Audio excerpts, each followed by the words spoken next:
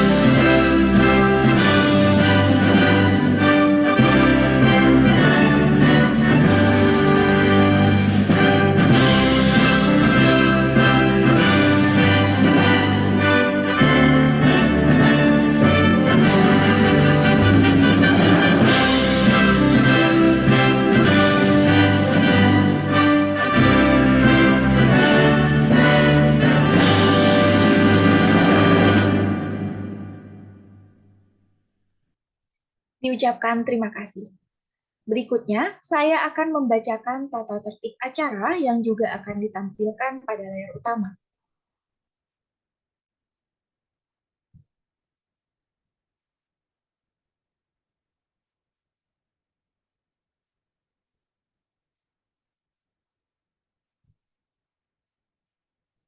Tata tertib acara. 1. Gunakanlah username pada Zoom yang sesuai dengan nama Anda. Peserta diharapkan untuk mematikan mikrofon selama acara sedang berlangsung, kecuali dalam sesi tanya-jawab. Jika ada pertanyaan, silahkan raise hand atau menuliskan di kolom chat dengan format nama underscore instansi underscore pertanyaan. Link presensi kegiatan dan materi akan dibagikan 15 menit sebelum acara selesai. Komplain terkait persoalan sertifikat hanya dilayani pada hari H hingga pukul 13.00 waktu Indonesia Barat. Bapak dan Ibu yang kami hormati, acara selanjutnya adalah sambutan Ketua Jurusan Sastra Indonesia Fakultas Ilmu Budaya Universitas Jember sekaligus membuka Ngontras 31 pagi ini. Yang terhormat, Dr. Agustina Dewi Setiari SSM HUM, dipersilakan. Terima kasih, Saudara Pewara. Assalamualaikum warahmatullahi wabarakatuh. Salam, Om Swastiastu, Namo Buddhaya, Salam Kebajikan. Yang kami hormati, Koordinator Program Studi Televisi dan Film, Fakultas Ilmu Budaya, sekaligus Ketua Kelompok Riset Film Studies Muhammad Zamroni, SSN, MSN, Ketua Himpunan Sarjana Kesusastraan Indonesia Komisaris Jember, Hiski Jember sekaligus Editor-in-Chief Jurnal Semiotika, Dr. Heru SP Saputra MHUM, Ketua Kelompok Riset Pertelahan Sastra Konteks Budaya Persada, Dr. Anda Titik Mas Likatin MHUM, Ketua Kelompok Riset Media Budaya dan Gender Medagen, Didik Suharyadi SSMA, Ketua Kelompok Riset Sastra Lisan dan Industri Kreatif, Sastralis Inkrea, Dr. Sukatman MPD, para pembicara, Dr. Umilia Rohani SSMA dari Fakultas Seni Pertunjukan Institut Seni Indonesia Yogyakarta, Dr. Bambang Aris Kartika SSMA dari Prodi Televisi dan Film Fakultas Ilmu Budaya Universitas Jember, moderator Ngontras edisi 31 kali ini, Zahratul Umnia SSM HUM, serta para audien. Pada kesempatan ini, marilah kita panjatkan puji syukur pada Tuhan Yang Maha Esa, sehingga kita masih dapat berkumpul bersama di ruang virtual ini untuk belajar bersama kembali dengan Ngontras edisi 31. Apresiasi yang luar biasa, tak lupa juga saya sampaikan untuk tim Ngontras yang luar biasa, yang tiada lelah mendedikasikan diri untuk terus konsisten menyelenggarakan Kontras hingga edisi 31 ini dengan topik-topik yang sangat menarik, sehingga selalu menjadi satu momentum yang terus ditunggu oleh masyarakat. Demikian juga dengan kondisi Ngontras edisi 31 kali ini. Pada Ngontras edisi 31 ini kita akan belajar bersama tentang sastra, film, dan industri kreatif yang telah menghadirkan dua pakar, dua ahli di bidang perfilman, yaitu Dr. Umilia Rohani SSMA dari Fakultas Seni Pertunjukan Institut Seni Indonesia Yogyakarta. Selamat datang Bu Umilia di ruang virtual Ngontras edisi 31 ini. Kemudian Dr. Bambang Aris Kartika SSMA dari Prodi Televisi dan Film Fakultas Ilmu Budaya Universitas Jember. Para hadirin yang saya hormati, melalui Ngontras edisi 31 dengan topik sastra, film, dan industri kreatif ini menjadi salah satu media yang telah disediakan oleh Hiski Jember untuk mengeksplor bagaimana perkembangan sastra yang dulu hanya sekedar sastra untuk sastra begitu. Sekarang sudah mulai perkembangan sastra, film di kancah industri kreatif saat ini sangat menarik untuk diperbincangkan. Di antara idealisme, kemudian tuntutan kapitalisme di dunia industri kreatif menjadi satu hal yang tak lekang oleh waktu untuk terus diperbincangkan. Dahulu sastra yang hanya terbatas sekedar teks begitu, Sehingga kalau menikmati, ya menikmati dibaca begitu, kemudian selesai begitu, saat ini sudah mulai masuk, bagaimana masuk industri kreatif tadi, bagaimana kemudian sastra dialihwahanakan ke dalam film yang cukup banyak dan banyak juga ratingnya yang cukup tinggi juga. Nah, tak panjang lebar lagi yang bisa saya sampaikan melalui Ngontras edisi 31 kali ini. Mari kita belajar bersama tentang sastra, film, dan industri kreatif secara lebih mendalam langsung dari dua pakar kita hari ini yang telah dihadirkan oleh Rizky Jember. Demikian yang dapat saya sampaikan pada kesempatan kali ini. Selamat mengikuti Ngontras edisi 31 sampai akhir acara. Semoga banyak ilmu baru yang nanti kita bisa dapatkan. Wassalamualaikum warahmatullahi wabarakatuh. Saya kembalikan kepada Pewara. Waalaikumsalam warahmatullahi wabarakatuh. Terima kasih Ibu telah memberikan sambutan dan membuka acara ini. Sebelum memulai acara, kami mohon Bapak dan Ibu mengaktifkan video untuk melakukan foto bersama sebagai dokumentasi acara ini. Pendokumentasian akan dilakukan oleh tim kami. Saudari Novi, dipersilakan.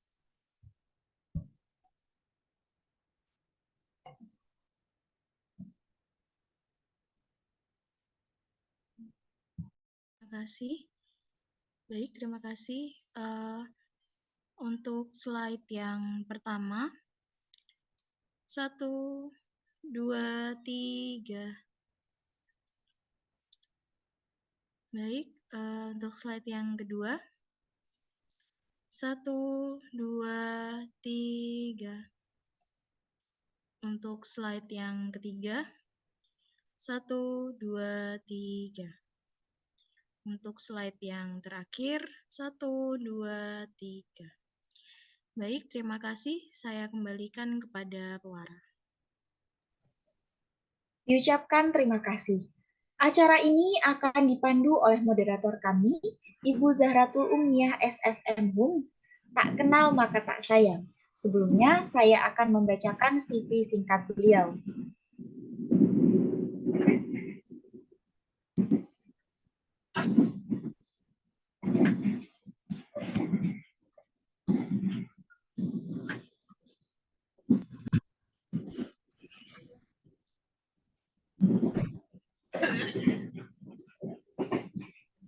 Nama, Zahratul Ummiyah SSM. Pendidikan S1 di Universitas Jember dan S2 di Universitas Erlangga. Beliau merupakan dosen sastra Indonesia Fakultas Ilmu Budaya Universitas Jember. Organisasi profesi yang diikuti, beliau merupakan Sekretaris Fiski Komisariat Jember. Next.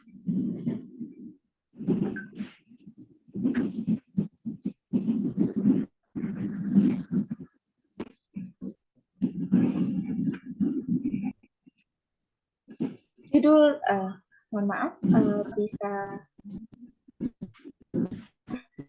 judul riset yang pernah dilakukan oleh beliau, salah satunya yang terbaru berjudul Representasi Religiositas Novel-Novel Karya Habibur Rahman El-Shirazi, Kajian Psikoanalisis Sigmund Freud, bersama tim tahun 2023. Next.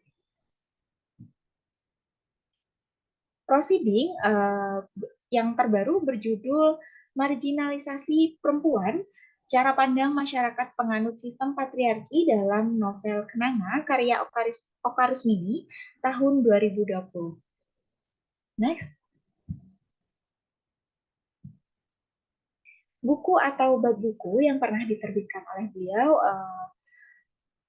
yang pertama berjudul Buku Saku Mengenal dan Mencegah Kekerasan Seksual di Lingkungan Perguruan Tinggi, tahun 2022.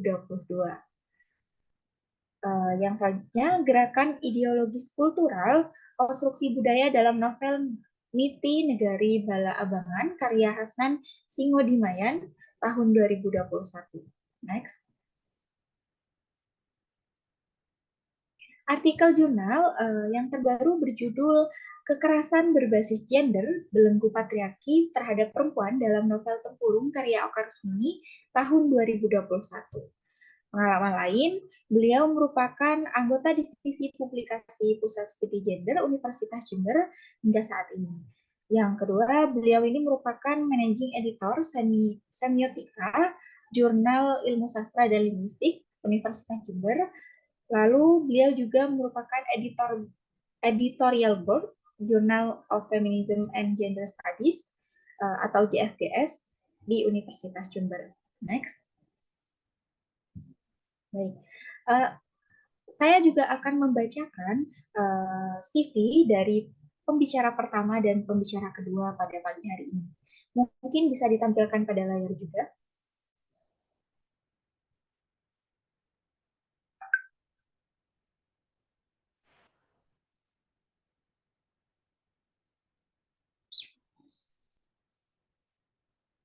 Baik, pembicara pertama pada pagi hari ini bernama Dr. Umilia Rohani SSMA, tempat tanggal lahir Yogyakarta 24 April 1981, pendidikan S1, S2, dan S3 di Universitas Gadjah Mada.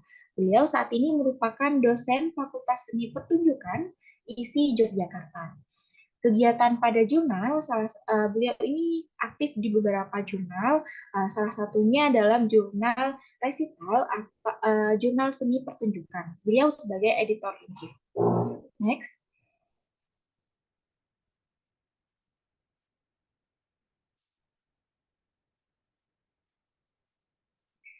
Pengalaman penelitian yang pernah dilakukan oleh beliau yang terbaru berjudul Tren Produksi Kultural dan Konsumerisme pada Podcast YouTube bergenre horor dalam tinjauan Goodreads tahun 2023.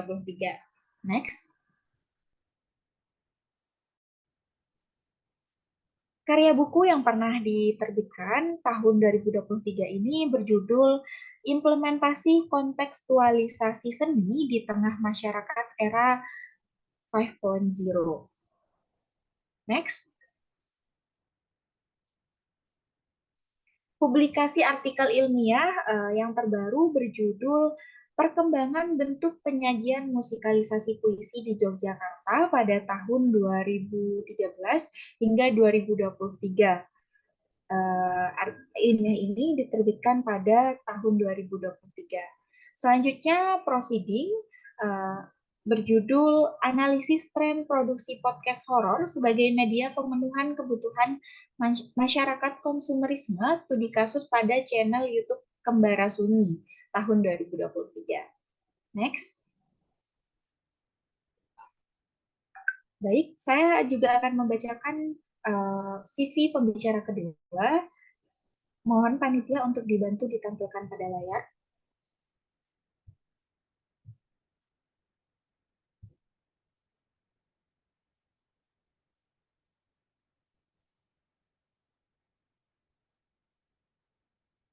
Pembicara kedua pada pagi hari ini bernama Dr. Bambang Aris Kartika SSMA.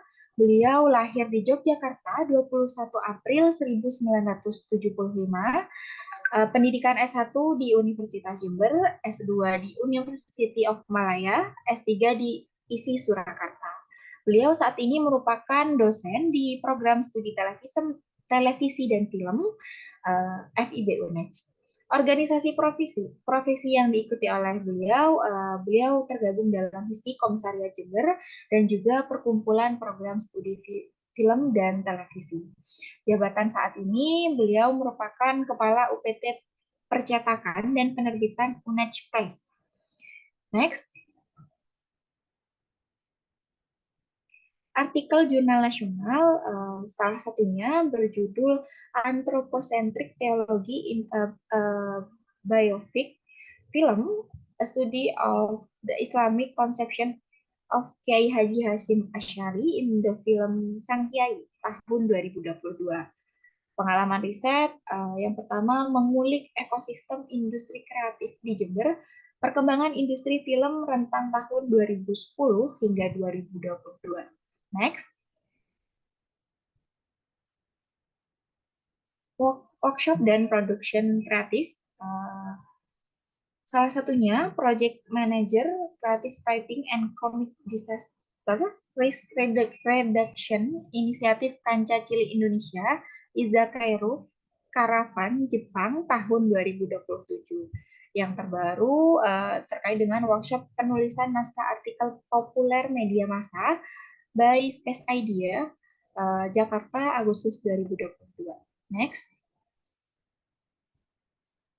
Buku dan bab buku yang pernah diterbitkan yang terbaru berjudul Menyemai Kampus Kebangsaan, Menelisik Universitas Jember periode 1957 hingga 2023, diterbitkan tahun 2023. Next.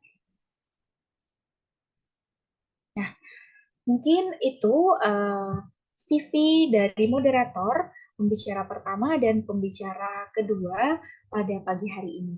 Selanjutnya, berlanjut pada acara inti, namun saya akan menyapa terlebih dahulu moderator pada pagi hari ini. Ibu Nia, apa sudah berada di ruang Zoom? Sudah. Selamat pagi, Mbak Fatima. Selamat pagi, Bu. Sudah siap untuk memimpin diskusi pada pagi hari ini? Insya Allah siap ya, agak deg-degan karena ini pembicaranya dua dosen saya semua. Pak Bambang dan Bu Umi ini dosen saya semua, jadi agak deg-degan ini. Baik, jika Bu Nia telah siap untuk memandu acara pada pagi hari ini, saya serahkan acara ini kepada Bu Nia. Yang terhormat Ibu Nia, dipersilakan. Terima kasih. Selamat pagi. Assalamualaikum warahmatullahi wabarakatuh. Perkenalkan, saya Zarania sebagai moderator acara Muntras 31.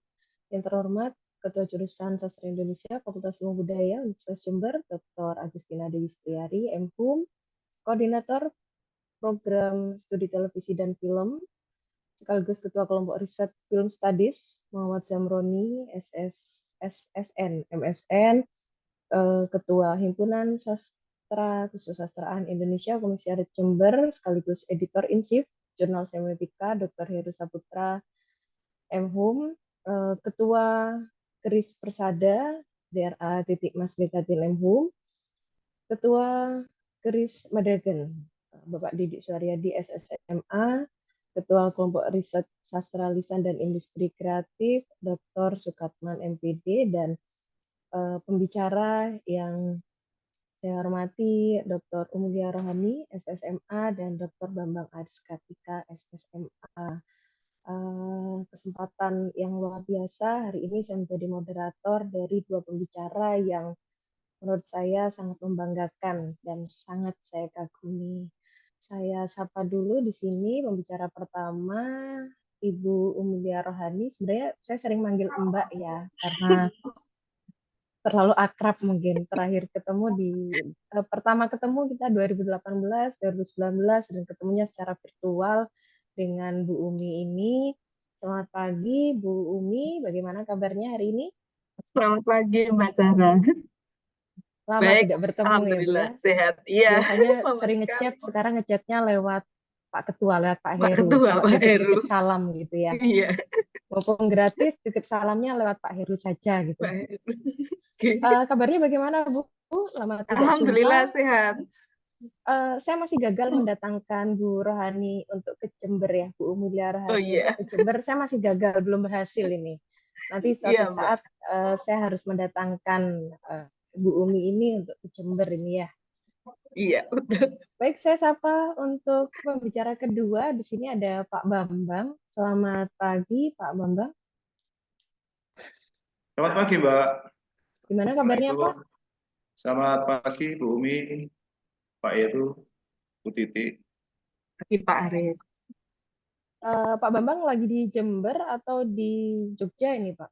Saya sekarang ada workshop optimalisasi website dan marketplace ya. Oh, jadi mengikuti dua acara ini ya, Pak ya? Dengar nggak suara saya?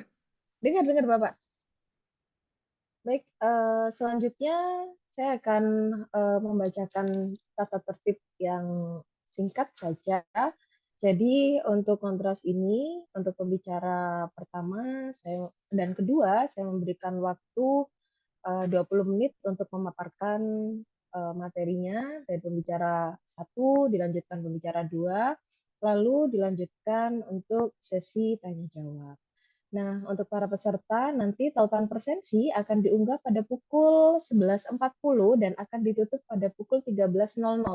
Mohon dipastikan kecermatan dalam penulisan nama dan alamat email, dan komplain terkait persoalan sertifikat hanya dilayani pada hari H, yaitu pada hari ini, hingga pukul 13.00. Jadi, setelah para peserta mengisi link presensi, sertifikat akan dikirim pada email masing-masing. Sehingga saya mohon email yang dituliskan harus benar. Dan mohon dicermati untuk penulisan nama.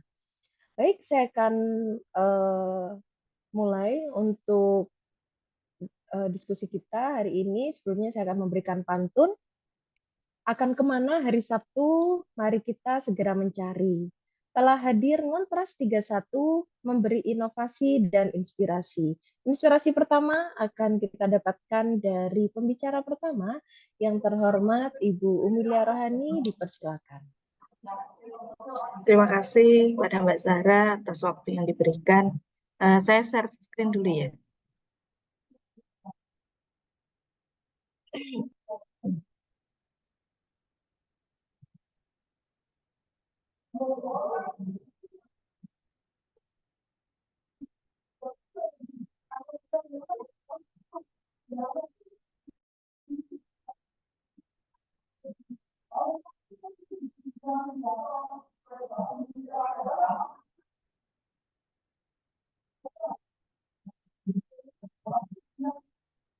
Sudah bisa dilihat tayangannya?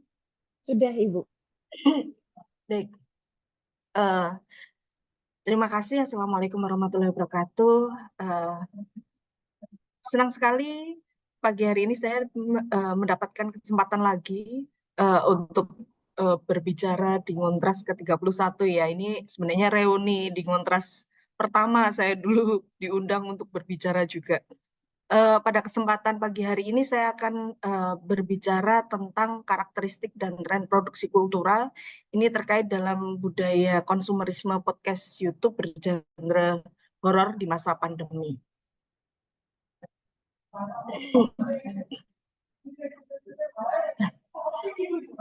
Ini yang ada di tertampil di layar Bapak Ibu sekalian, itu sebenarnya ada logo-logo yang memang dipakai oleh berbagai channel YouTube gitu terkait dengan podcast horor. Dan ini baru sebagian sebenarnya. Latar belakang penelitian saya, ini penelitian yang saya lakukan sebenarnya tahun lalu gitu.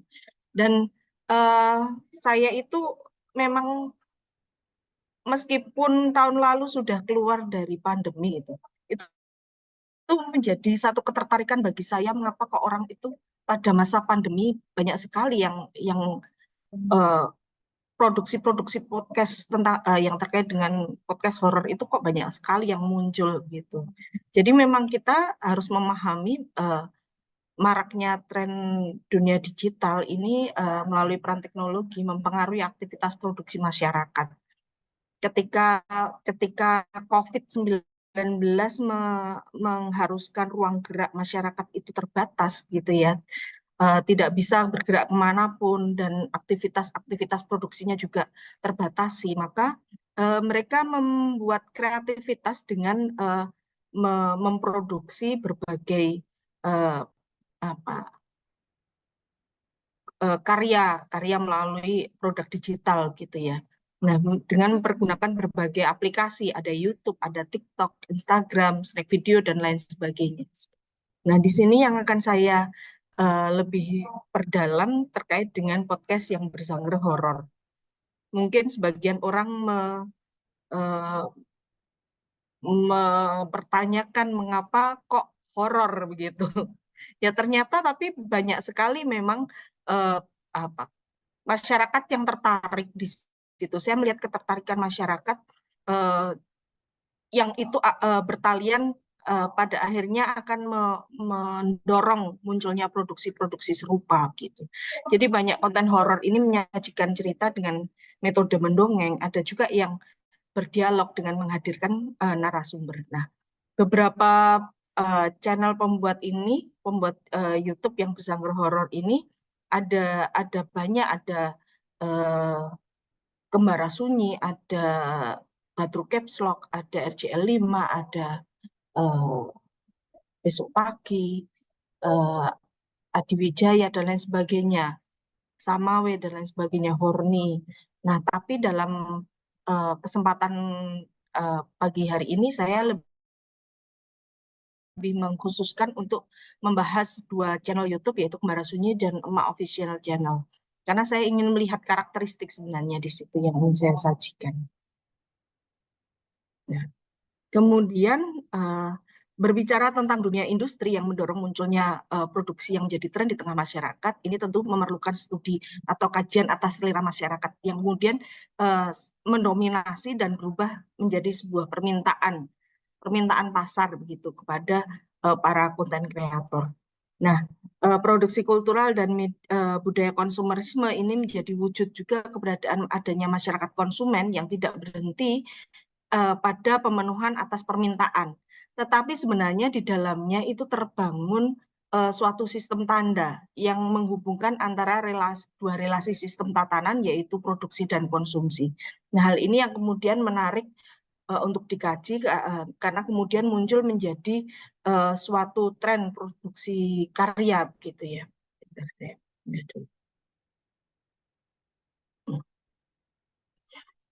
Nah,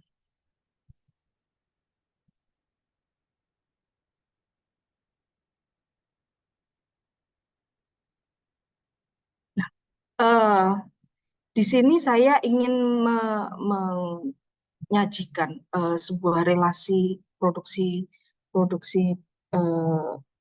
konten dengan bagaimana masyarakat konsumen berdasarkan teorinya Baudrillard. Jadi Baudrillard mengatakan bahwa keberadaan adanya suatu karya itu terkait dengan 2 tatanan yang cukup besar, yaitu yang keduanya itu saling berkorelasi, yaitu tatanan produksi dan tatanan konsumsi. Nah, dalam hal ini kedua tatanan tersebut sebenarnya saling mempengaruhi untuk menentukan sebenarnya masyarakat itu karakteristik budaya masyarakat dan karakter masyarakatnya itu sendiri seperti apa, termasuk juga pemaknaan atas aktivitas produksi dan konsumsi itu sendiri. Nah, komoditas dalam hal ini tidak hanya dilihat dalam konteks kegunaannya saja. Pemaknaan ini dikaitkan dengan relasi atas keseluruhan sistem komoditas dan tanda. Jadi bukan hanya hal yang dilakukan oleh masyarakat itu sendiri. Misal ketika masyarakat, mungkin ini saya harus menyebutkan merek gitu ya. Ketika masyarakat itu senang makan di sebuah gerai ayam bertepung gitu, mau menyebutkan merek kok nggak enak. Itu mungkin di sana memang mereka selain memenuhi kebutuhan atas rasa lapar, mereka juga mengambil sisi lain bahwa karena gerai itu termasuk gerai kalangan tingkat atas begitu, yang mungkin secara ekonomi hanya bisa dijangkau oleh masyarakat tingkat atas, maka nilai pamor mereka sebagai masyarakat yang bisa makan di wilayah itu kemudian juga turut menjadi satu acuan gitu. Jadi mereka tidak kemudian mengambil yang pada posisi-posisi yang lain, pada pilihan tempat makan yang lain gitu. Nah, di sini juga Baudrillard mengatakan bahwa ada yang namanya masyarakat pertumbuhan. Jadi masyarakat pertumbuhan itu tidak dipahami hanya sebagai masyarakat yang memiliki kebercukupan untuk memenuhi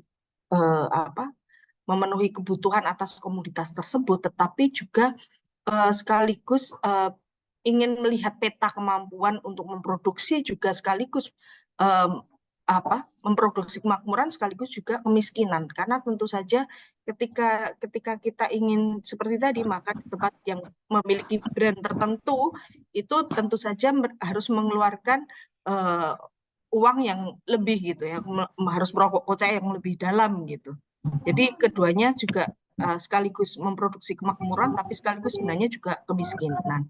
Nah, Baudrillard di sini menjelaskan adanya pertentangan yang mengarah pada pemiskinan psikologis dan kefakiran sistematis sebenarnya, karena tuntutan atas pemenuhan kebutuhan yang melampaui produksi komoditas itu sendiri. Nah, hal tersebut ini berkorelasi dengan pemborosan karena ya tadi tentu saja karena tidak hanya melihat pada fungsional, lapar kemudian makan gitu. Bukan hanya sekedar itu, tetapi juga ada sisi-sisi lain yang bisa dilihat gitu. Dari pengkonsumsian tersebut ini kemudian mengarah pada mengarah pada konteks eksistensi dari masyarakat itu sendiri. Nah, Gervasi dia mengatakan bahwa pilihan atas pemenuhan kebutuhan tersebut ini tidak dibuat secara kebetulan, tetapi memang terkontrol secara sosial, karena menggambarkan model dari budaya masyarakat itu sendiri seperti apa. Nah, dengan demikian bahwa aktivitas konsumsi itu menjadi pilihan-pilihan pemenuhan kebutuhan yang menyesuaikan dengan pandangan dari sistem nilai yang berkembang di tengah masyarakat. Nah, konstruksi tersebut ini menyebabkan optimalisasi adanya produksi yang berkembang di tengah masyarakat juga terkait dengan keberadaan sistem nilai yang ingin dicapai gitu. Nah, ini data yang saya dapat dari dua channel YouTube itu tadi ya, dari Kembara Sunyi dan Emak Official Channel. Jadi saya ini per bulan Mei di Kembara Sunyi, kemudian yang di Emak Official Channel itu sampai di bulan Juli 2023 ya. Karena ini penelitian tahun lalu. Jadi di sini saya membagi ada ratusan produksi konten yang sudah mereka hasilkan itu di Kembara Sunyi ini dibagi menjadi 10 kategori. Ada tempat angker, ada petualang horor, ada hantu gentayangan, kemudian pengalaman pribadi, gitu, ritual sesat, materi umum, kemudian kematian, kolaborasi, dan benda keramat atau keilmuan. Nah, sementara di Emak Official Channel ini ada curhatan emak, ada kawan gibah emak, rias pengantin, creepypasta, kemudian tempat angker, dan cerita horor dari narasumber.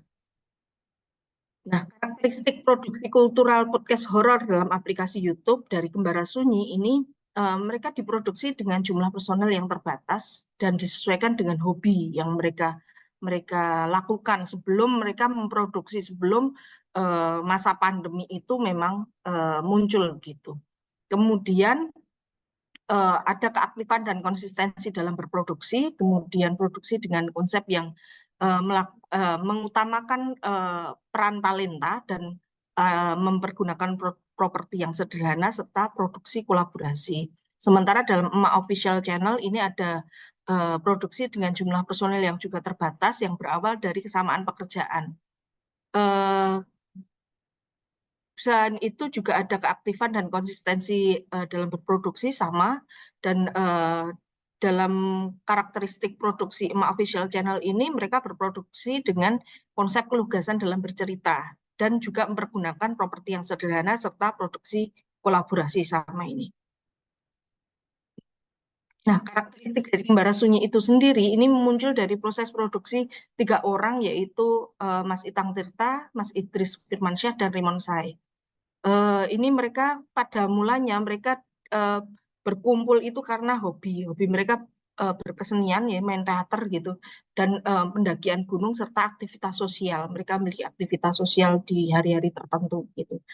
Nah, kemudian fokus utama produksi konten di Kembara Sunyi ini pada mulanya hanya terkait dengan pendakian gunung, karena memang mereka sangat menyukai proses ini ya.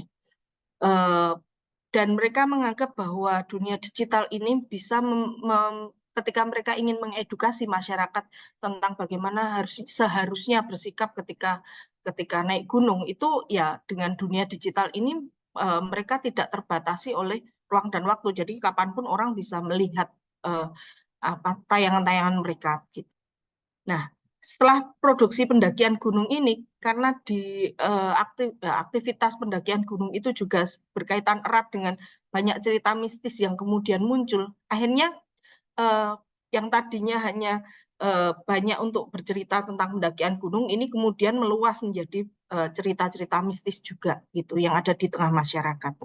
Nah, media teknologi dalam produksi kultural channel YouTube Mbara Sunyi ini kemudian menjadi pilihan karena penggunaan dunia digital sebagai media edukasi tadi dianggap mampu menembus ruang secara lebih luas gitu.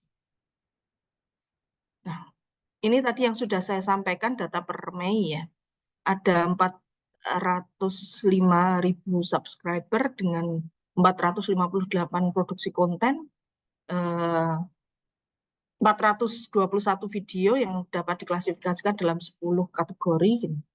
Data ini terus bertambah, sampai sekarang mungkin sudah sampai ratusan, karena ini masih di pertengahan Mei tahun lalu ya. Mereka bisa memproduksi itu seminggu, pernah seminggu 3 kali, kemudian sekarang seminggu 2 kali gitu. Nah, cerita yang dibawakan dalam channel ini merupakan kisah nyata yang dialami tim maupun orang lain. Yang orang lain ini bisa narasumber yang mereka datangkan maupun cerita yang dikirim melalui email gitu. Nah, proses produksi awal ini dilakukan dengan peralatan yang cukup minim dan sangat sederhana, seperti tadi sudah saya sampaikan. Mereka properti-propertinya hanya seperti properti pentas, kemudian peralatan peralatan perekamnya juga mereka hanya menggunakan handphone biasanya seperti itu. Kemudian untuk editingnya juga hanya dengan Corel dan lain sebagainya, dengan alat-alat yang sangat minim sebenarnya untuk dikatakan itu sebagai ya semacam industri rumahan gitu. Kemudian pola penyajiannya awalnya untuk Mbara Sunyi ini seperti kalau orang Jawa Timur ya nyebutnya cangkruan gitu ya, orang yang duduk ngobrol gitu. Jadi Mas Itang nih di sini, Mas Itang yang sebagai pencerita itu duduk ngobrol sambil ngerokok, sambil minum kopi gitu. Di hadapannya ada teman yang akan menjadi subjek objek begitu, yang menerima cerita. Kemudian menghadirkan setelah gaya itu kemudian mereka menghadirkan narasumber. Tetapi produksi dengan narasumber ini kemudian dihentikan karena banyak komentar-komentar yang didapatkan dari konsumen, dari netizen gitu.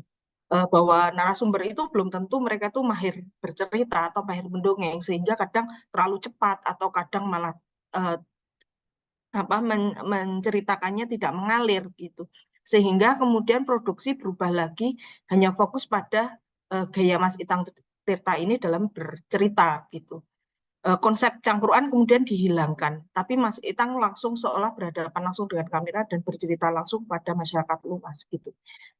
Gaya bercerita Mas Itang ini kemudian ditunjukkan melalui mimik muka, pandangan mata, ekspresi, dan kekuatan suara. Jadi memang kemampuan dia juga dalam berteater sebenarnya di situ. Nah, ini beberapa perubahan konsep produksi yang bisa dilihat ya. Dari yang awal cangkruk itu tadi, kemudian menghadirkan narasumber, dan yang ketiga ini langsung berhadapan langsung, jadi seperti kayak storytelling itu.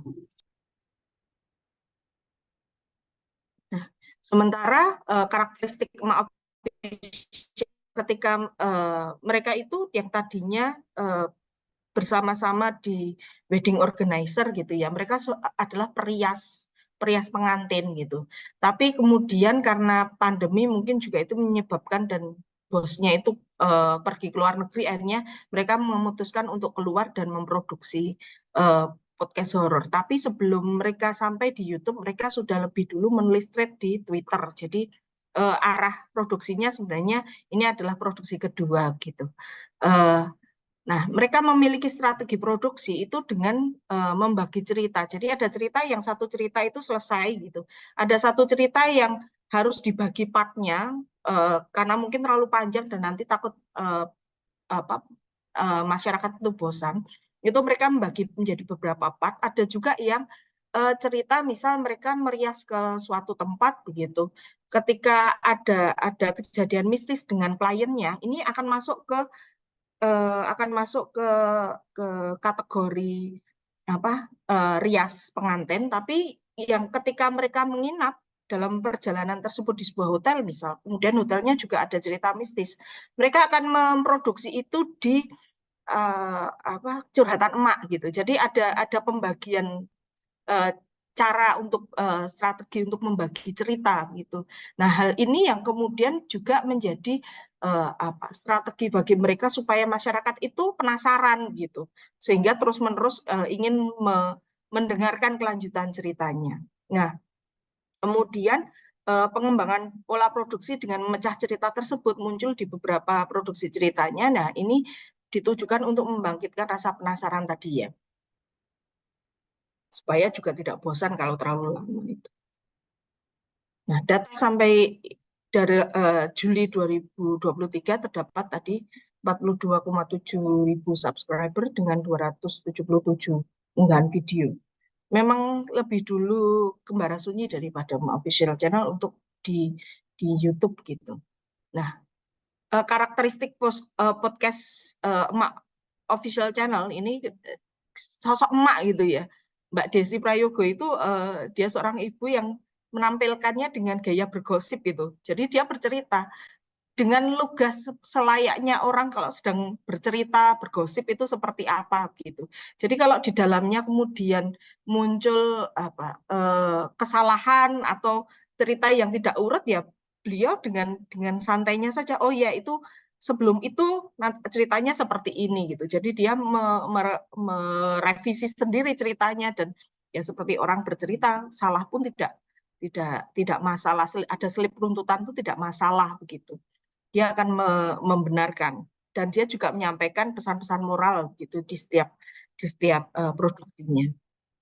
Nah ini kalau dilihat dari tayangannya tentu saja ini lebih sederhana gitu ya, dengan tampilan apa adanya, kadang hanya dengan background yang apa adanya, dengan bahkan termasuk ketika produksi itu ada suara anak kecil, ada tukang bakso itu masuk, noise-nya masuk gitu.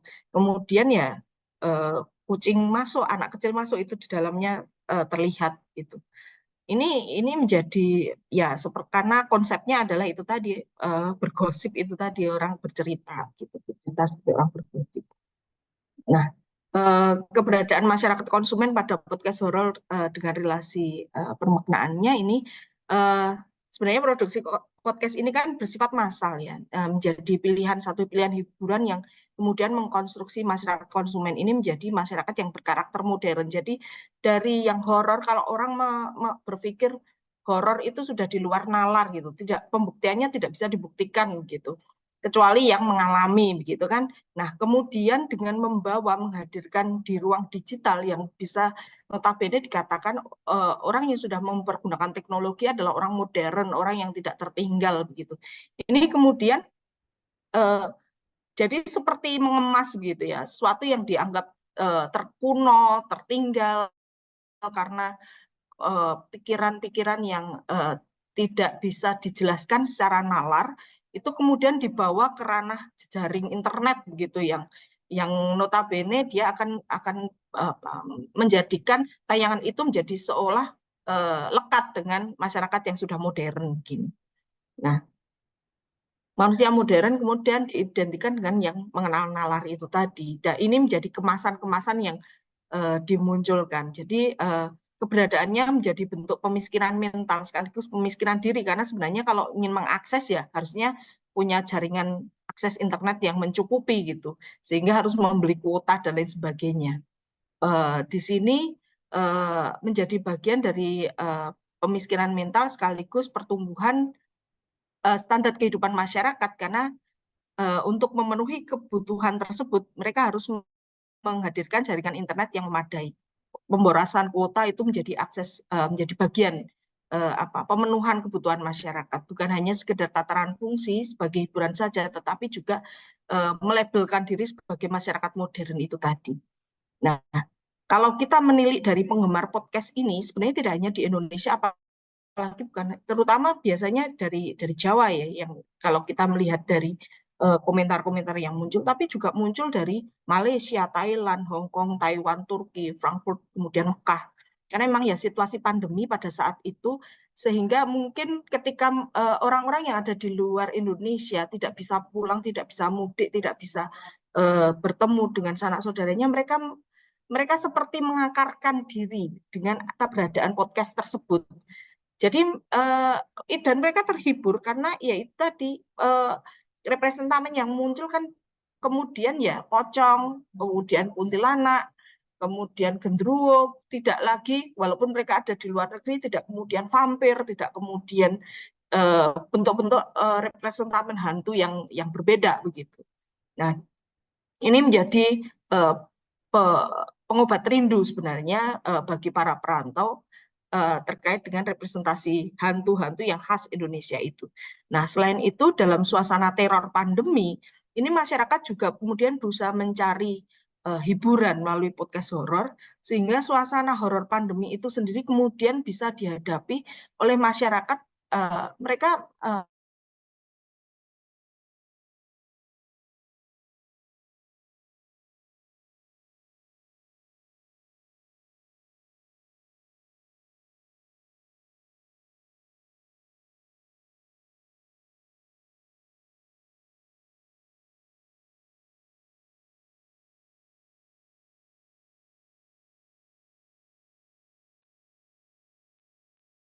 Mbak Umi kena horor. Mohon maaf, ini pembicara pertama internetnya sedang down, jadi kita tunggu sebentar.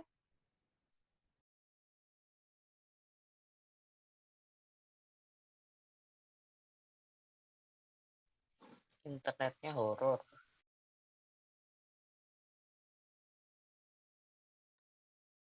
Dan sepertinya terlempar ini untuk pembicara pertama.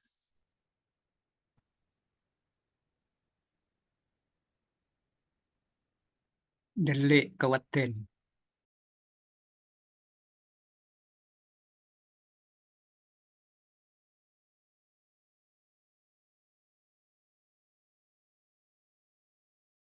mohon maaf terputus ya Mbak.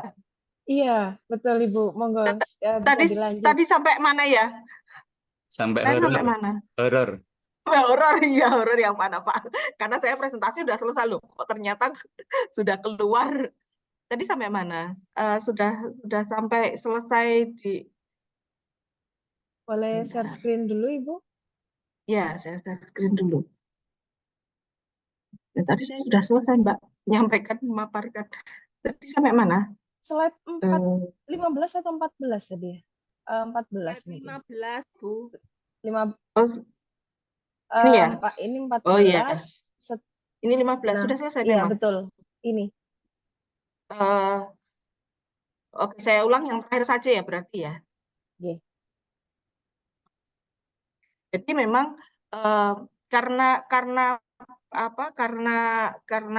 kemasannya itu adalah memang yang dikemas itu adalah sesuatu yang di luar nalar, yang dianggap bodoh, mungkin tabu, ada bagian yang tabu, ada bagian yang ada yang tidak ketemu nalar begitu. Ini yang tadinya dianggap itu ada masyarakat yang kuno gitu. Tapi dengan kemasan digital ini kemudian mereka melekatkan diri sebagai masyarakat modern gitu. Nah, kemudian menilik dari para penggemar podcast yang dari berbagai wilayah, bukan hanya di Indonesia saja, tetapi juga ada beberapa yang dari luar negeri gitu ya. Itu menunjukkan bahwa sebenarnya podcast ini memang sangat digemari, terutama ketika masa pandemi mereka nggak bisa mudik, mereka nggak bisa pulang, mereka itu mengakarkan diri gitu dengan menjadi penikmat konten-konten horor itu tadi. Bahkan mereka dalam ayo Mas segera produksi lanjutan dari cerita ini atau dari sebagainya seperti itu.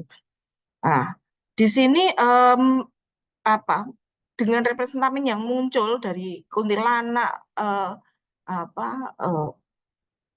pocong, genderuwo dan lain sebagainya itu mereka menikmati, mereka walaupun ada di luar negeri tidak kemudian konteks hantunya itu juga berubah arah gitu, tidak. Mereka tidak pernah menanyakan vampir dan lain sebagainya ya, mereka menikmati apa yang disajikan gitu. Mungkin juga dengan dialek-dialek yang khas Jawa Timuran dan sebagainya ini mengundang mereka untuk menyenangi juga gitu cara bercerita dan lain sebagainya. Nah ini eh, di masa pandemi itu menjadi bagian dari penghilang rindu atau pengobat rindu bagi para perantau. Nah kemudian eh, dalam suasana teror yang ada di luar pada masa pandemi itu mereka menemukan hiburan. Jadi hiburan yang mereka munculkan hiburan berupa teror juga sebenarnya gitu.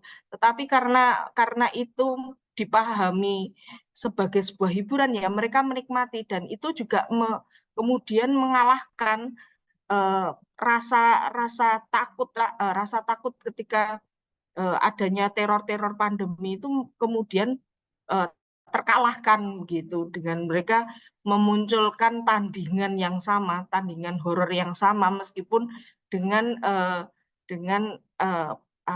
apa unsur-unsur dan komponen yang berbeda. Begitu yang bisa saya sampaikan terkait dengan karakteristik dan tren produksi kultural. Kayak ini untuk melihat dari dua tatanan sistem yaitu tatanan produksi dan tatanan konsumerisme gitu. Terima kasih, Mbak. Baik, terima kasih Bu Umi. Menarik sekali ya. Ternyata sesuatu yang dianggap di luar nalar jika berkolaborasi dengan digitalisasi akhirnya akan digemari oleh masyarakat. Modern. Sepertinya banyak sekali yang sudah gatal mungkin tangannya ingin menulis di kolom chat, ingin bertanya tentang materi dari Bu Umi, tapi silakan para peserta bisa menuliskan di kolom chat dan nanti jawabannya akan diutarakan oleh Bu Umi setelah pemateri kedua memberikan pemaparan materinya. Berikutnya saya akan mempersilahkan kepada Pak Bambang Aris Kartika untuk memaparkan materinya. Pak Bambang sudah hadir di sini ya. Oke, terima kasih Mbak Yahra selaku moderator. Assalamualaikum warahmatullahi wabarakatuh. Selamat pagi Bapak Ibu sekalian. Izinkan hari ini saya memberikan satu materi terkait dengan industri kreatif, kemudian relevansinya dengan diseminasi karya-karya kreatif dari komunitas film dan potensi Gati Jemberan. Izin share screen. Tapi saya ingin memutar satu film dulu. Ini nggak terlalu lama kok.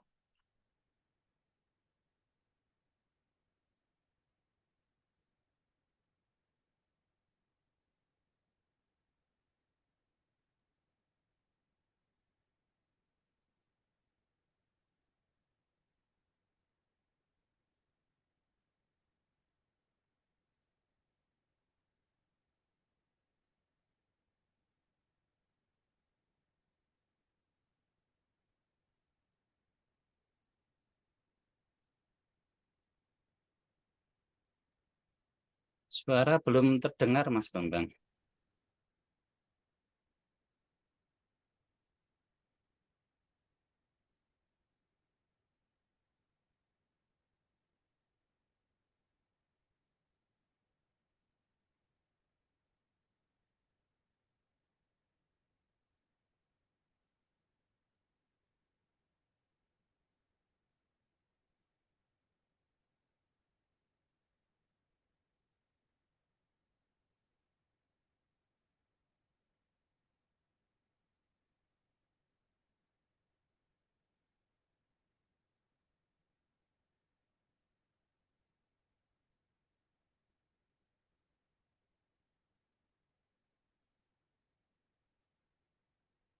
Oke, tadi itu film dengan gaya bertutur ekspositori, kalau bisa dikatakan sebagai gaya bertutur atau dengan bahasa lain apa ya istilahnya itu picture story gitu ya. Ini berbicara cara bertuturnya itu dengan bermain gambar, dengan bermain ekspresi visual.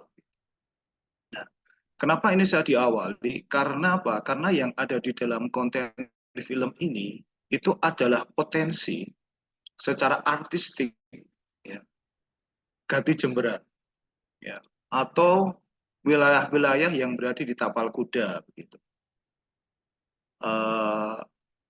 Seringkali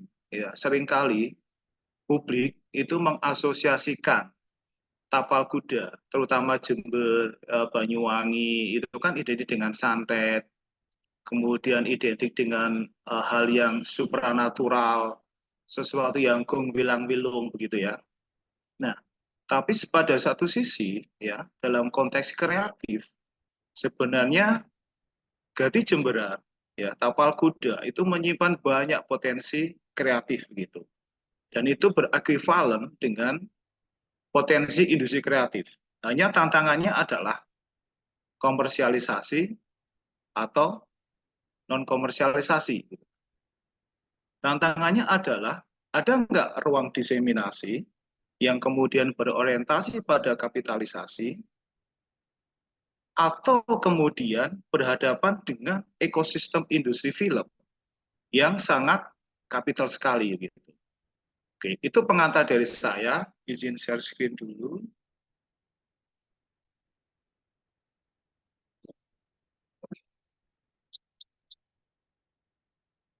Bisa terlihat nggak ya, Mbak?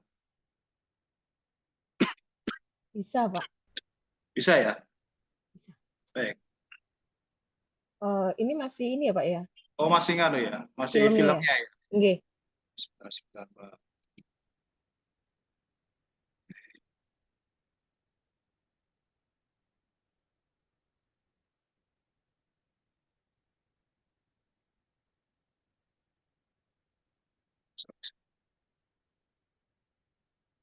Yes. Sudah muncul? Sudah, Bapak. Baik, tadi pengantar dari saya, satu pengantar ilustrasi untuk menambahkan satu wacana kepada audiens sekalian, kenapa saya perlu menghadirkan potensi Gati Jemberan gitu ya. Sebenarnya Gati Jemberan itu berawal dari satu momen di UNED Film Festival, di mana panitia pada saat itu melihat banyaknya potensi sinias-sinias yang ada di kawasan Tapal Kuda. Nah, kemudian mereka berdialektik begitu ya, dengan melihat potensi-potensi yang ada di sekitarnya begitu. Kemudian menjadi satu tema tersendiri ya untuk kemudian kategorisasi di dalam film festival begitu. Nah, kalau kita bicara industri kreatif, sebenarnya film itu bagian dari produk kreatif gitu ya. Kenapa? Karena kemudian ini diakui oleh Kementerian Pariwisata dan Kreatif begitu ya, bahwa secara tidak langsung film dalam konteks industri itu memberikan kontribusi besar terkait dengan pemberdayaan ekonomi gitu ya, yang itu berpengaruh terhadap apa namanya itu perolehan kapital dari industri ini. Kalau kita lihat di sini bahwa saya memiliki catatan yang disampaikan oleh Pak Muhammad LL Hilman ya selaku Deputi Bidang Ekonomi Digital dan Produk Kreatif, itu kontribusinya ekonomi film dan televisi itu sampai 2,98 miliar begitu ya. Ini. Tahun 2012 bisa membuka lapangan kerja hingga 191.000 gitu ya. Bahkan data terbaru itu menunjukkan pertumbuhan signifikan dalam sektor film, subsektor film, itu ya, itu hampir 2,69 triliun gitu ya, terhadap produk domestik bruto gitu kan. Nah itu menunjukkan bagaimana film di era digitalisasi saat ini itu memegang peran penting juga, salah satu yang berkontribusi besar terkait dengan perkembangan industri kreatif, khususnya di Indonesia. Persoalannya adalah bagaimana dengan di daerah. Saya mencoba menelusuri secara heuristik gitu ya, data-data terkait dengan bagaimana film di Jember itu bisa berkontribusi besar terkait dengan produk domestik brutonya ya, atau berkontribusi besar terkait dengan ekonomi masyarakat yang ada di Jember. Saya tidak menemukan data ya yang sangat signifikan yang saya yakini begitu. Berbeda halnya dengan Jember JFC ya, Jember Fashion Carnival gitu ya, yang sebuah event internasional terkait dengan fashion yang kemudian bisa mendatangkan apa namanya itu para penikmat industri kreatif dari berbagai mancanegara ya, yang itu sudah berjalan puluhan tahun. Nah, di sini pemerintah daerah dalam konteks Kabupaten Jember memberikan ruang bagi terselenggaranya festival itu. Saya nggak tahu, mungkin karena sudah mapan begitu ya festivalnya, kemudian sudah masuk ke kancah internasional gitu kan, sehingga nggak perlu lagi nih ada festival yang lain gitu. Misalkan seperti itu, saya nggak tahu ya. Ini hanya hipotesis saya. Nah, UNED ya, Universitas Jember kemudian memiliki program studi televisi melihat bahwa sebenarnya anak-anak muda ya, anak-anak muda yang kreatif, generasi millennials gitu ya, yang sangat ramah dengan teknologi gitu kan, itu sebenarnya juga membutuhkan ruang ya, memerlukan ruang gitu kan. Kenapa? Karena apa? Karena kreativitas mereka itu harus direkognisi gitu kan, dan mereka memiliki kemampuan untuk mengembangkan sektor industri kreatif film yang ada di Jember gitu kan. Keberadaan sineas-sineas di Tapal Kuda itu sebenarnya tidak bisa meninggalkan dari keberadaan program studi televisi film ya, Fakultas Ilmu Budaya yang berdiri tahun 2010 begitu. Kenapa? Karena hampir sebagian besar komunitas-komunitas film yang ada di Jember, sekitar ada 33 lah, dengan yang aktif ada 23 itu, mayoritas trigger, mayoritas yang menggerakkan itu adalah sineas kampus gitu kan. Ini ya.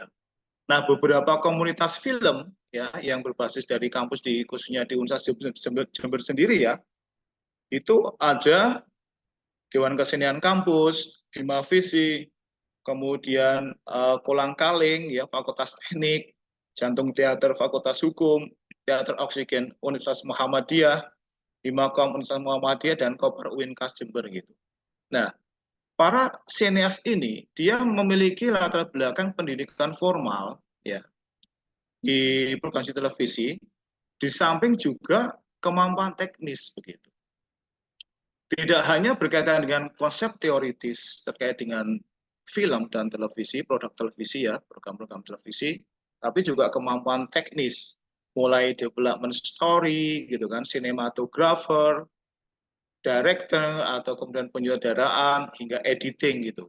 Nah, anak-anak muda ini yang kemudian menginisiasi ya berkembangnya komunitas-komunitas film yang menghasilkan produk-produk kreatif gitu ya, menghasilkan produk-produk kreatif yang data saya terima ya, yang saya dapatkan dari program studi televisi itu hampir 150-an film gitu yang dihasilkan. Problemnya adalah karya-karya film mereka ini memang kalau untuk memenuhi unsur komersialisasi jauh dibandingkan dengan ekosistem industri, terutama film-film pasar ya yang ada di bioskop yang memang diproduksi sengaja untuk kepentingan kapital gitu ya. Nah, komunitas film ini ada idealisme tertentu yang dia miliki gitu kan. Dan kebanyakan dari mereka menghasilkan film-film yang kemudian dalam konteks dalam petik ekspresi idealis gitu kan, sehingga kemudian ruang komersialisasi eksibisi yaitu bioskop itu nggak bisa menampung karya-karya mereka gitu kan. Kenapa? Ya karena bioskop itu kan, industri eksibisi itu adalah bagaimana filmnya menjadi laku gitu kan, mendatangkan penonton, bayar tiket gitu kan, dapat hiburannya, eksibisinya dapat finansial, keuntungan dari itu. Nah, film-film komunitas ini bukan film-film komersial begitu kan, bukan film komersial gitu kan, sehingga kemudian ruang-ruang ekspresi mereka, ruang-ruang diseminasi komunitas film anak-anak muda ini hanya mengikuti event-event festival gitu, event-event festival, bahkan lintas antar komunitas dengan menyelenggarakan screening gitu kan. ada juga kemudian bekerja sama dengan lembaga-lembaga edukasi seperti pondok pesantren, muter film bareng gitu. Nah, forum-forum itu kan nggak bisa menuntut komersialisasi gitu kan. Nah, tapi pada satu sisi peluang mengekspresikan, peluang mengapresiasi, peluang untuk mendiseminasikan karya mereka sangat terbuka luas, gitu. Sangat terbuka gitu.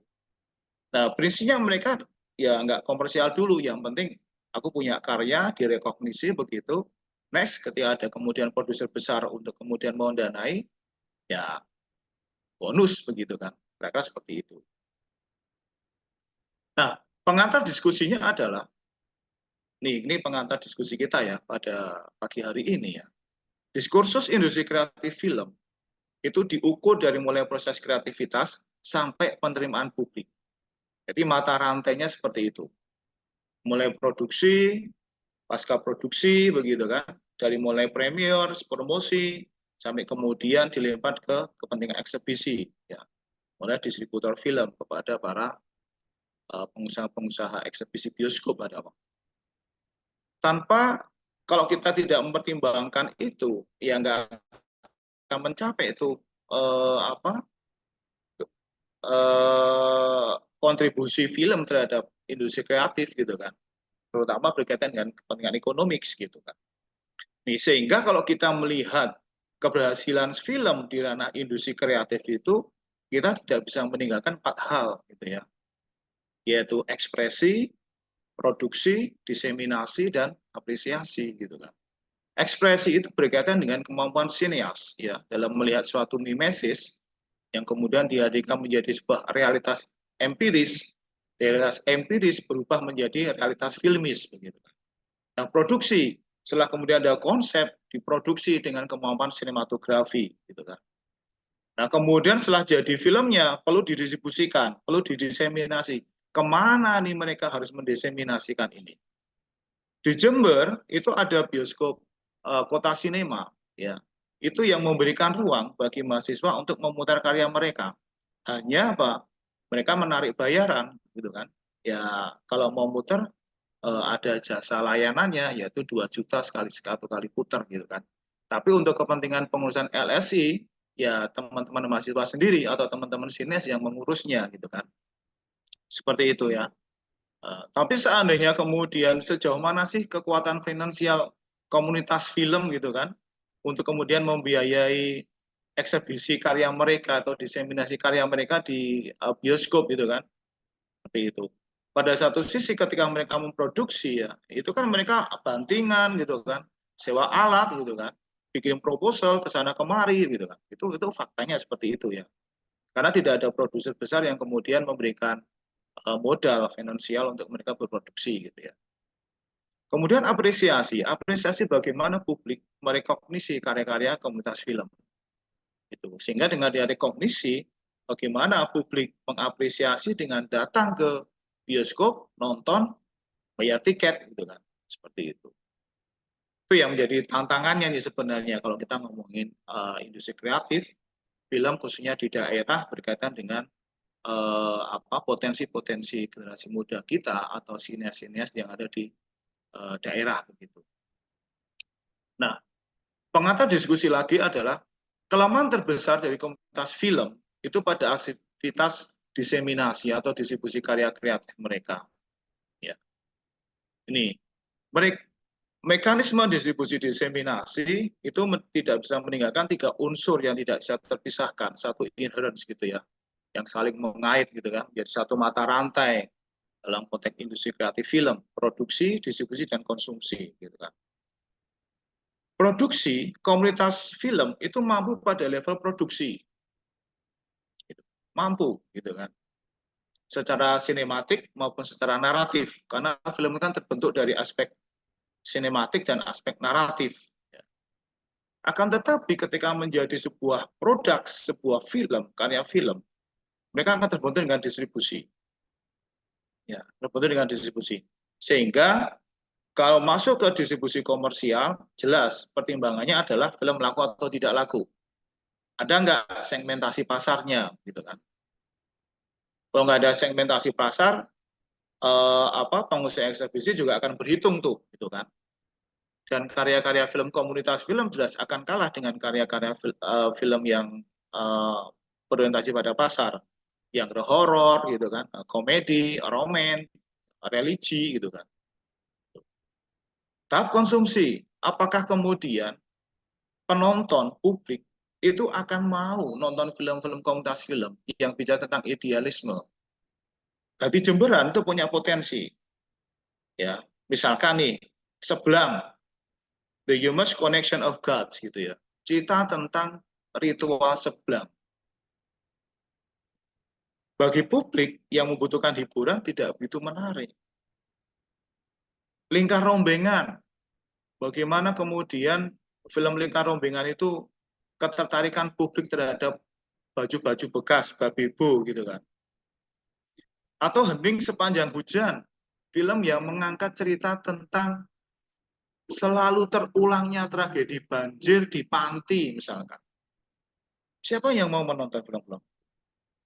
Publik pasti akan lebih menonton film jelangkung atau horor gitu ya, atau komedi action, apalagi kalau sudah di panggung eksebisi ditampilkan dengan film-film karya Hollywood, jelas publik pasti akan memilih nonton film Hollywood. Itu tantangannya ada di situ. Nah, akhirnya kemudian film sebagai sebuah komoditas pangsa pasar memiliki pangsa pasar sendiri ya, lokasi penayangan dan waktu rilis.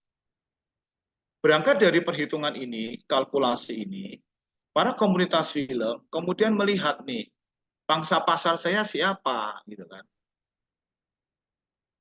Kalau kemudian rata-rata goals atau tujuan orientasi komunitas film itu kemudian saya nggak komersialis tapi ada edukasinya nih gitu kan. Ada film edukasi misalkan. Oh, saya ingin memberikan satu gambaran real fakta tentang masyarakat tapal kuda. Akhirnya itu saja begitu. Lokasinya juga di sepanjang tapal kuda saja begitu. Waktunya suka-suka mereka gitu kan. Sehingga ada juga yang waktunya kemudian sangat programis gitu ya. Layar kemisan misalkan 1 bulan sekali gitu kan. Yang nonton ya para komunitas film. Tapi manfaat di balik itu mereka justru bergabung dalam satu komunitas yang kemudian saling sharing, saling berdialektik begitu kan. Saling berdiskusi. Sehingga kemudian kekuatan mereka ada di mana? Di idealisme. Bagaimana kemudian industri kreatif diwarnai oleh produk kreatif dari para komunitas film yang nggak berorientasi komersial, tapi dia berorientasi kepada kepentingan idealisme dari para sineasnya. Disitulah menurut saya dikonstruksinya karya-karya dari komunitas film di Jember terhadap industri kreatif yang ada di Jember, khususnya sektor film. Nah, sekarang masuk ke konten ya, Gati Jemberan antara potensi kreatif dan persoalan diseminasi. Gati Jemberan itu memberikan ruang bagi sineas yang berada di kawasan Tapal Kuda untuk kemudian mengeksplorasi fenomena sosial, pendekatan antropologi budaya, ya, ritual adat, seni tradisi, agama, ya, kemudian isu-isu lingkungan dan agriculture maupun politik lokal. Saya mengidentifikasi dengan pendekatan fenomenologis bahwa karya-karya film komunitas Tapal Kuda itu masuk kategorisasi itu. Walaupun bisa jadi mereka mengangkat bukan dalam konteks pendekatan fenomenologis, hanya kemudian ide kok ini ada objek menarik dihadirkan begitu. Tapi saya mengkategorisasi berdasarkan dengan yang saya paparkan tadi ya, eksplorasi fenomena sosial, antropologi budaya dan semacamnya seperti itu. Nah, premis saya bahwa karya-karya kreatif dari komunitas film yang ada di Jember khususnya itu mencoba mengakomodasi eksklusivitas lokalitas. Ya. Dia menjadi mengakomodasi eksklusivitas lokalitas gitu. Kenapa? Justru dengan eksklusivitas lokalitas itu menjadi kekuatan gede, ya, kekuatan yang sangat besar dalam konteks kreativitas para komunitas film untuk berekspresi secara visual, gitu. Contohnya Etanan tadi, gitu. Association Picture Story, gitu kan. Cara ngomongnya dengan Association Picture Story Etanan tadi itu. Gambar visual, ya, sesuatu yang menarik dari potensi, orang menjadi ada enigma. Apa ini? Gitu kan? Itu eksklusivitas lokalitas. Orang kemudian menghargai, ya, bahwa lokalitas dalam konteks industri dia punya kontribusi besar terkait dengan proses kreativitas, gitu ya, dari para sineas lokal, gitu. Kita tahu di Tapal Kuda ini ada etnik Madura, Osing, Pendalungan, Jawa Mataraman, sebagian Bali, masing-masing ini mempunyai potensi yang bisa dieksplorasi kelokalitasannya, ya, itu menjadi sebuah produk visual, gitu kan, menjadi ekspresi visual, gitu kan. Pada satu sisi, dari sisi natural resources, gitu ya, ada kekayaan budaya yang sangat kuat dengan eksotisme wilayahnya, gitu. Dataran Argopuro, pesisir pantai, kawah ijen, industri lokal kopi, tembakau, kakao, ini potensi apa ya, ekspresi visualnya luar biasa besar, gitu ya. Mengangkat lokalitas dalam konteks nasional atau dalam konteks globalisasi, gitu. Ini ada kekuatan di situ. Seandainya ada forum-forum, ada event-event apa yang menghadirkan film-film mereka dalam konteks apa namanya itu komersialisasi, itu menjadi satu tawaran yang menarik. Jadi alternatif tontonan, gitu. Ini saya jelaskan di sini nih nanti, ya. Kesimpulannya apa? Apa namanya itu dari premis saya itu kemudian muncul sintesa-sintesa, gitu kan. Nah, bagi saya budaya lokal itu punya potensi besar dalam konteks daya tarik sumber kreativitas bagi sineas. Sineas di dalam memproduksi film itu bisa berangkat dari akar tradisi yang menjadi fenomena yang ada di tengah masyarakat. Sehingga apa? Saya mengkategorisasikan ada 3 hal penting, ya. Konsep Gati Jemberan sebagai potensi kreatif. Yang pertama adalah investigasi antropologis. Kenapa investigasi antropologis? Ya. Sineas ketika akan menghadirkan budaya lokal yang punya kedekatan etnisitas dalam konteks antropologi, dia melakukan investigasi. Kenapa investigasi? Ya, dia mencari konten, gitu kan. Konten-konten kreatif, ya, kemudian memilih bagian part of parts visual yang menarik, message-nya, gitu kan, filosofinya, gitu kan, gitu. Sehingga kemudian apa? Mengarah ke bentuk apa? Ekspresi visual etnisitas, gitu. Publik itu bisa melihat secara visual ekspresi ritual orang-orang pedesaan yang ada di Banyuwangi dengan tradisi kebu-kebuan. Misalkan seperti itu. Akhirnya yang terjadi apa? Bahwa film itu akhirnya apa? Mengkonversi dan mendokumentasikan kebudayaan. Kalau dalam konteks ini kita nggak bicara komersialisasi, tapi kita bicara bagaimana sebuah film itu menjadi database pendokumentasian kebudayaan yang itu punya kekuatan luar biasa bagi bangsa Indonesia, khususnya masyarakat Jember dan sekitarnya Tapal Kuda, tentang potensi-potensi kreatif kebudayaan mereka. Kalau ini dijual di televisi internasional, History, ya, kemudian National Geographic, wah luar biasa itu mahalnya. Ya. Masuklah di sini kepentingan komersialisasi. Itu yang menurut saya sebuah sintesa ya yang perlu dikedepankan. Bagaimana Gati Jemberan itu punya potensi kreatif yang cukup besar dalam konteks industri kreatif. Hanya bagaimana kemudian government, pemerintah daerah itu memfollow up ini, melihat potensi ini dengan memberikan ruang-ruang kreatif kepada para komunitas film yang ada di Jember dan sekitarnya. Tinggal itu aja menurut saya. Di endorse gitu kan, kemudian berikan funding mereka untuk lebih berkreativitas, kemudian bangun networking berkaitan dengan jejaring eksebisi, saya pikir menjadi sesuatu yang luar biasa. Bahkan bisa jadi bisa mengalahkan Jember Fashion Carnival. Walaupun butuh proses panjang. Hanya perlu goodwill dari dan political will dari government gitu untuk melihat potensi ini. Nah ini potensi budaya lokal dalam konteks ini ya sebagai media ekspresi seni dan kebutuhan perangkat teknis sinematik ya ada point of view bagi sineas melihat potensi budaya lokal. Dari sisi apa? Konten artistik dan objek estetika visual. Kita bisa lihat dari film Etanan tadi. Ya. Konten-kontennya kan sangat artistik ya.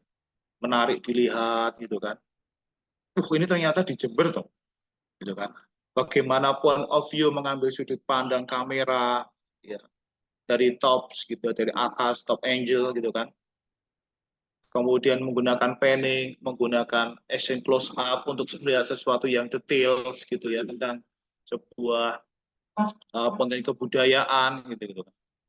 Nah, ketika kemudian menjadi sebagai objek estetika, banyak objek estetika visualnya itu tari sebelang, tari gandrung gitu kan. Kemudian ritual gitu kan. Secara estetika kan menarik gitu kan. Sehingga apa? Gati Jemberan memiliki dua fungsi ya. Satu, menghadirkan wilayah isu-isu lokalitas yang saya jelaskan tadi, mulai dari investigasi antropologis, kemudian dokumentasi kebudayaan dan konversi gitu kan. Nih, kemudian yang kedua adalah ternyata Gati Jemberan itu menghasilkan atau melahirkan filmmaker yang jenis gitu, yang khas, yang unik gitu kan. Dan itu menjadi satu legitimasi dan menjadi satu eksistensi perfilman yang ada di Jember.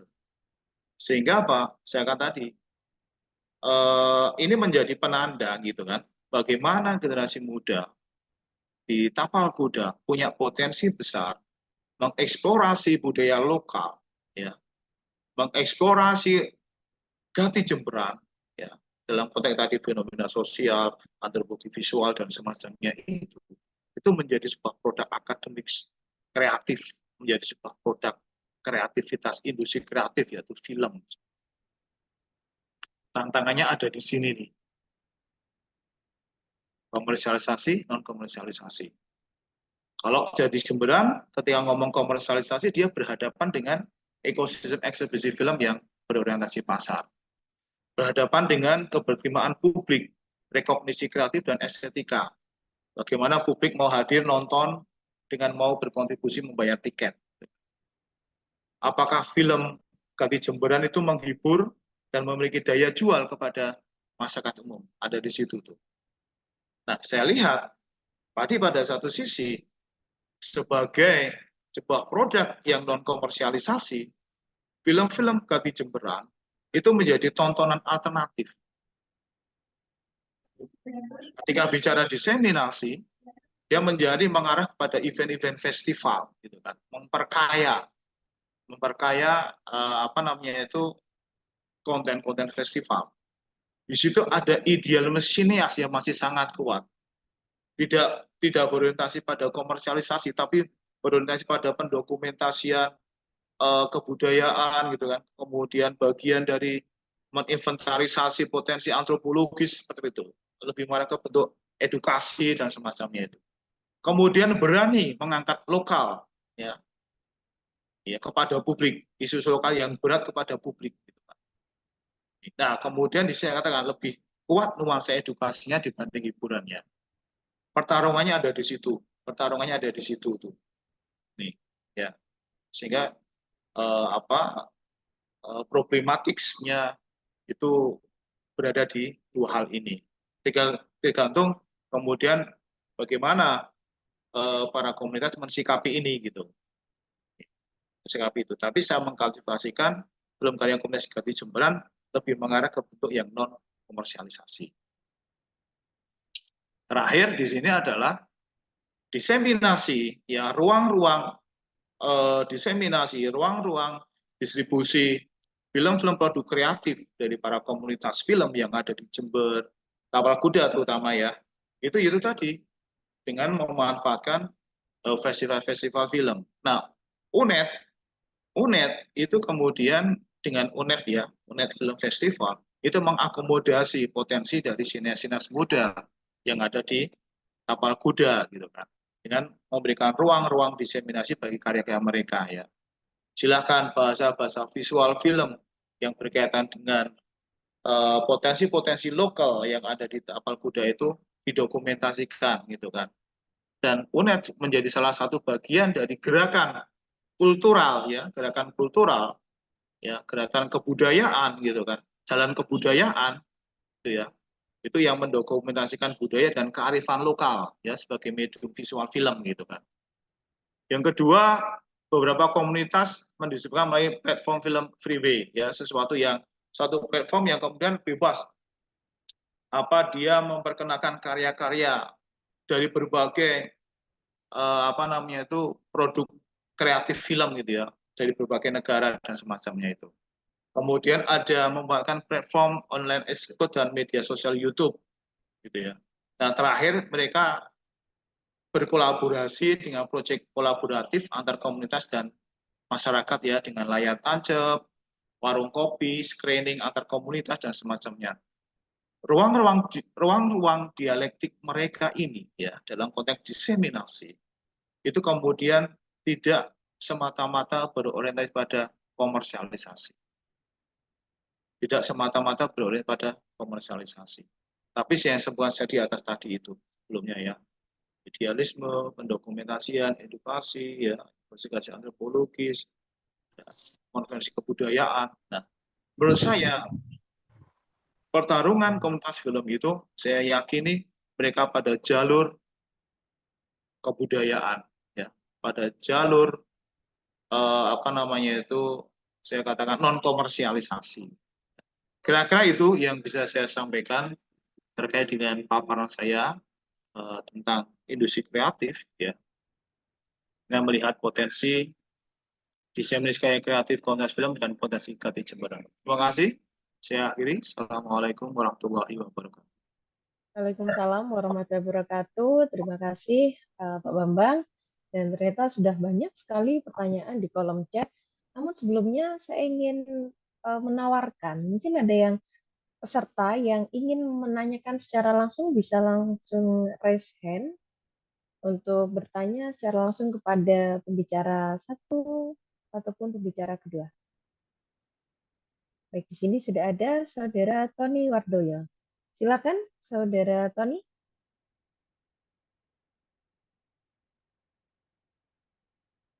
Oke, sebelumnya apakah suara saya terdengar, Bu Nia? Sudah terdengar? Oke, terima kasih atas kesempatannya hari ini. Sebelumnya perkenalkan, nama saya Tony Wardoyo, saya dari Sastra Indonesia Angkatan 2021, saya dari Universitas Jember. Sebelumnya saya izin bertanya kepada pemateri pertama, Ibu Emilia dari ISI Surakarta. Selamat siang, Ibu. Ngomong-ngomong perihal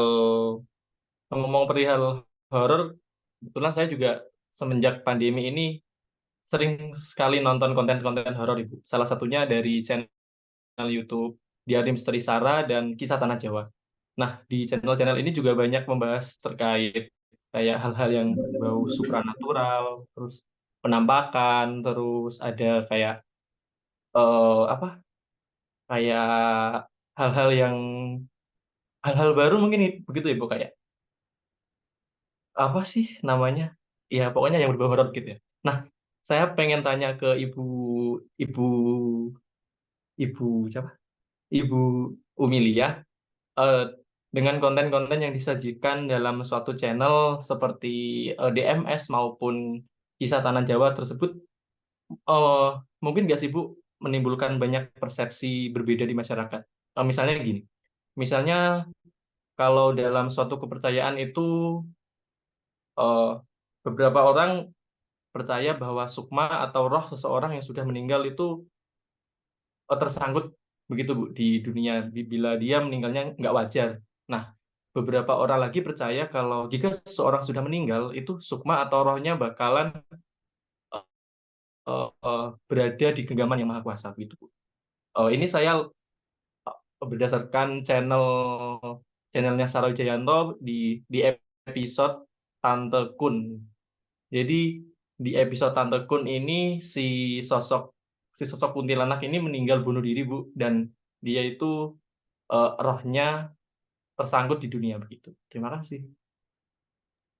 Terima kasih Saudara Tony. Selanjutnya saya mempersilakan Ibu Umilia untuk menjawab pertanyaan dari Saudara Tony. Ibu Umilia sudah hadir di sini?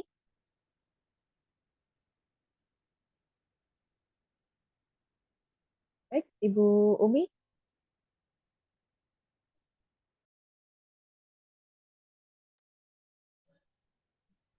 Ibu Umilia sepertinya masih terlempar Zoom, maka Saudara Tony, saya mohon maaf, nanti pertanyaan akan dijawab ketika Ibu Umi sudah masuk ke Zoom kami. Seperti itu ya. Selanjutnya saya akan membacakan pertanyaan berikutnya dari Ibu Sawitri dari Univet. Pertanyaan ini untuk Pak Bambang. Assalamualaikum, salam budaya Mas Dokter. Saya juga alumni ISI Surakarta, S1 Tari. Maaf, yang ingin saya tanyakan, yang banyak diminati judul film apa di industri kreatif? Monggo Pak Bambang bisa. Sebenarnya kalau ngomongin judul itu banyak ya, artinya kemudian apa namanya itu suka-suka produser, suka-suka sineas gitu kan ya. Jadi kan judul itu bisa menarik audiens gitu ya. Tapi kalau saya nggak ngomongin judul, tapi genre film gitu ya. Kalau kita ngomongin genre film, ya walaupun nanti dari genre itu bisa mengarah ke judul film gitu ya. Genre yang kemudian laku di industri kreatif perfilman di Indonesia itu yang paling disukai penonton itu adalah genre komedi. Ya. Komedi itu pecah rekornya itu sampai 6,4 juta penonton. Sekarang film agak lain itu 5 juta penonton. Ya. Nah, film-film yang mendapatkan penonton 1 juta ke atas itu bisa dikategorikan film-film box office gitu ya. Ya itu. Nah, yang kedua ya itu adalah horor ya. Film-film horor, genre horor ya. Itu ternyata mendulang keuntungan finansial yang cukup besar di industri film Indonesia, film horor. Maka kemudian kalau teman-teman lihat di bioskop itu banyak sekali sekarang film horor ya yang tayang dalam satu kesempatan 2-3 film yang ada dilihat ya kita memilih ya horor karena mungkin secara antropologis gitu ya masyarakat Indonesia kan suka sesuatu yang hal yang seperti itulah ya supranatural gitu kan yang irasional gitu kan itu menyukai itu ya. Yang ketiga baru yang film drama ya menghadirkan kisah percintaan ya yang kemudian melo ya atau kemudian tragedi gitu. Yang keempat action. Kalau action banyak ya yang suka gitu kan. Baru yang kelima itu ada religi. Ya film-film religi itu. Jadi produser-produser besar film, Rapi Films, kemudian beberapa rumah produksi itu hampir sebagian besar banyak yang memproduksi dengan 5 kategori itu. Ya, 5 genre itu ya. Pertama komedi, kemudian horor, drama, kemudian action, baru religi. Itu Bu Nia yang bisa atau Bu Stafitri yang bisa sampaikan kalau judul-judul yang banyak diminati menurut saya lebih mengarah ke ke apa namanya itu bentuk yang renyah gitu. Karena kemudian judul itu pasti akan mengikuti yang renyah seperti itu. Begitu yang bisa saya jawab. Terima kasih. Baik, terima kasih Pak Bambang. Saya akan melanjutkan pertanyaan kedua, dan sepertinya pertanyaan kedua dan ketiga ini dikhususkan untuk Pak Bambang. Banyak fansnya ya Pak ya. Ini pertanyaan dari Bapak Muhammad Yosef, Bapak M. Yosef. Industri kreatif dalam format film sangat berkait dengan pangsa pasar yang spesifik, terutama di lingkup perkotaan dan desa. Dari data 5 tahun terakhir, menurut narasumber, bagaimana konstelasi para sineas di kawasan Jember mengarah ke produksi film seperti apa? Apakah film layar lebar, dokumenter, atau film pendek? Bagaimana para sineas yang berpotensi terus berkembang di masa depan? Mohon tanggapan. Terima kasih. Monggo Pak Bambang. Oke, terima kasih. Jadi gini, Pak Yosef ya, Pak Yosef.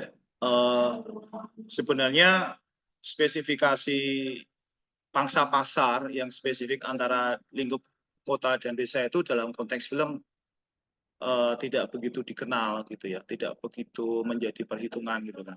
Karena kenapa?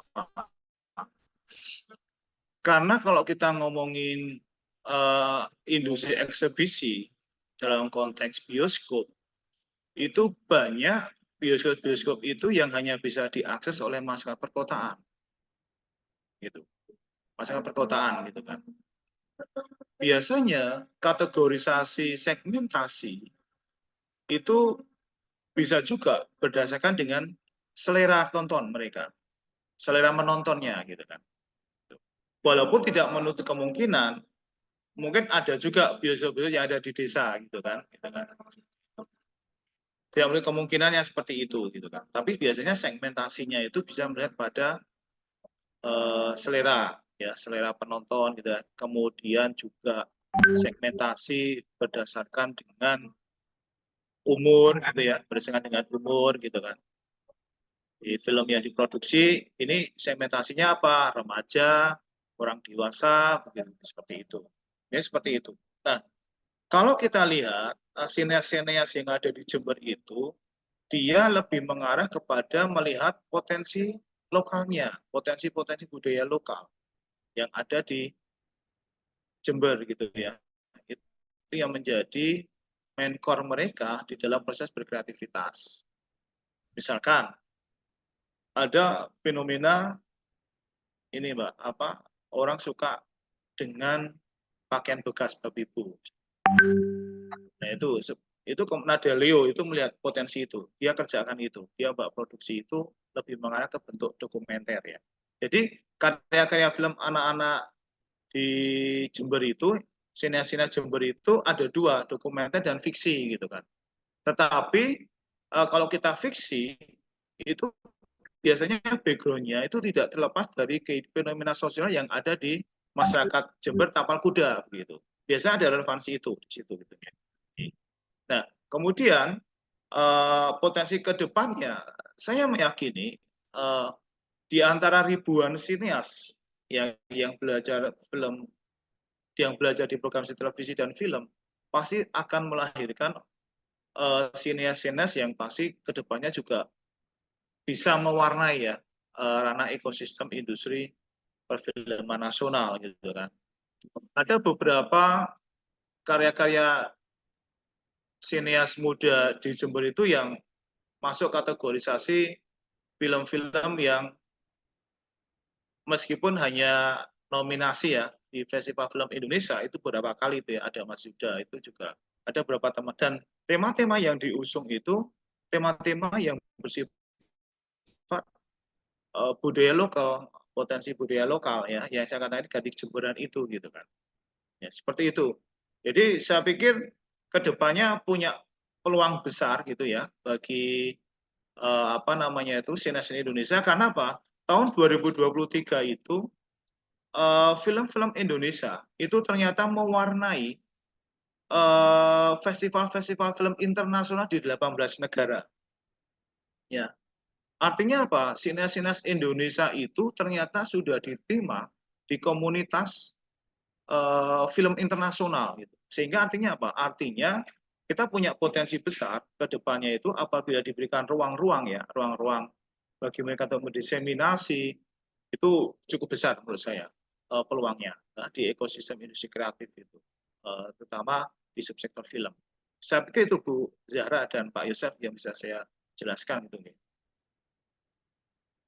Baik, Pak Bambang sekaligus menjawab pertanyaan nomor 3 dari Ibu Yeri Mijianti, Unmu Jember. Pada tahun 2003 hingga 2008, banyak event penayangan film karya mahasiswa dengan harga tiket masuk yang dilaksanakan di Fakultas Sastra dan di Unmu, yang dapat dihadiri tidak hanya mahasiswa, tapi juga masyarakat. Tambahan pula, dengan publikasi yang masif, mungkinkah kondisi ini bisa digiatkan kembali sehingga bisa menjadi solusi tentang kekurangan diseminasi? Silakan Pak Bambang. Ya, sebenarnya sekup hanya di event penyayang karya mahasiswa di fakultas-fakultas itu nggak cukup, gitu. Karena apa? Karena ruangnya sangat terbatas, gitu kan. Justru ruang-ruang yang harus dibuka itu adalah festival-festival dalam skala nasional, gitu. Dengan skala nasional, apa namanya itu, bagaimana pemerintah daerah memberikan ruang yang cukup besar, ya, kepada karya-karya mahasiswa, tidak hanya kampus ya, mungkin bisa berkolaborasi dengan kampus gitu kan, untuk kemudian mendiseminasi karya-karya mereka. Kenapa? Karena salah satu keuntungan festival itu, ya, itu satu, men-trigger para sineas itu memproduksi karya kreatif mereka. Kedua, mereka punya semangat berkompetisi, ya, berkompetisi dengan karya-karya orang lain dari luar daerah mereka. Sehingga apa? Sehingga memacu semangat kreativitas dan proses belajar mereka untuk menghasilkan karya-karya yang lebih bagus lagi begitu. Menurut saya seperti itu ya. Yang kedua yang tidak kalah penting itu adalah yaitu tadi bagaimana para pengusaha-pengusaha eksebisi bioskop itu bisa memberikan ruang kepada film-film karya komunitas gitu ya, setidaknya itu mempromosikan gitu, walaupun mungkin nggak banyak orang yang nonton, tapi pasti hitungnya kan rugi ya, eksebisi muter film nggak ada yang nonton, itu kan rugi mereka seperti itu. Tapi mungkin bisa dicoba ya berbagai macam alternatif pemutaran film karya mereka seperti itu. Seberapa rutin sih penayangan film karya mahasiswa itu? Nggak setiap hari. Paling ada event-event apa baru diputar gitu ya, ada event tertentu baru diputar gitu. Itu pun sangat terbatas gitu kan. Ini yang dibutuhkan itu sebenarnya ada kontinuitas gitu ya. Kontinuitas bagaimana karya-karya mahasiswa itu secara simultan, secara kontinu itu punya ruang diseminasi. Publikasi, ya sejauh mana sih publikasi itu bisa mendorong karya-karya mereka? Segmentasinya kan sama segmentasi akademik. Gitu kan. Segmentasi akademik. Dan tidak semua orang mau membaca karya-karya akademik publikasi. Nah, yang paling memungkinkan ya menggunakan publikasi dalam konteks dalam tanda petik menggunakan media sosial. Jadi merekognisi karya mereka menggunakan media yang sangat populer ya, media populer dalam media sosial itu, yang itu jauh bisa diterima oleh publik dibandingkan dengan mereka membaca publikasi ilmiah gitu kan, seperti itu. Nah, kalau menurut saya publikasi ilmiah bisa menjadi ranah akademik, tapi untuk bicara komersialisasi ya kita bisa menggunakan media sosial gitu kan. Mungkin itu jauh lebih efektif menurut saya ya, terkait dengan peluang diseminasi dari karya-karya film sineas Jember. Begitu Bu Yara. Baik, terima kasih Pak Bambang. Di sini sudah tergabung Bu Umi, sudah hadir ya. Tadi yang sempat terlempar dari Zoom. Bu Umi sudah hadir di sini?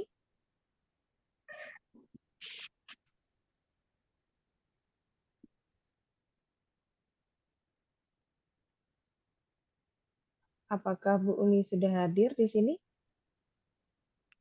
Sepertinya terlempar lagi. Pak Bambang, saya melanjutkan di pertanyaan dari Bapak Ade ya. Apakah literasi film suatu saat nanti bisa sepenuhnya menggantikan literasi buku? Mengingat makin lama daya juang berliterasi buku anak muda, terutama Gen Z, semakin menurun. Bagaimana menurut Bapak? Iya, ini fakta ya, diakui dan tidak diakui. Gen Z ini memang lebih menyukai sesuatu yang ditonton gitu kan, dibandingkan dengan membaca gitu kan. Kalau menurut saya bukan menggantikan ya, tapi lebih melengkapi, ya. Melengkapi daya literasi Gen Z gitu ya, Gen Z gitu ya, terkait dengan pengetahuan gitu.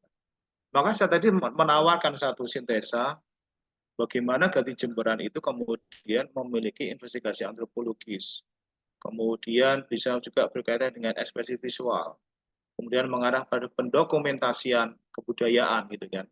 Nah, sehingga apa? Mereka belajar antropologi nggak perlu dengan membaca buku, tapi dengan film itu bisa melengkapi, ya, melengkapi wacana-wacana, kasana-kasana pengetahuan tentang kebudayaan lokal pada Gen Z gitu kan.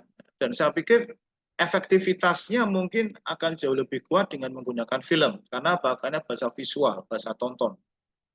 Kalau di dalam sastra mengajul et utile gitu ya, menghibur dan bermanfaat gitu kan. Film mungkin punya prinsip yang sama gitu kan.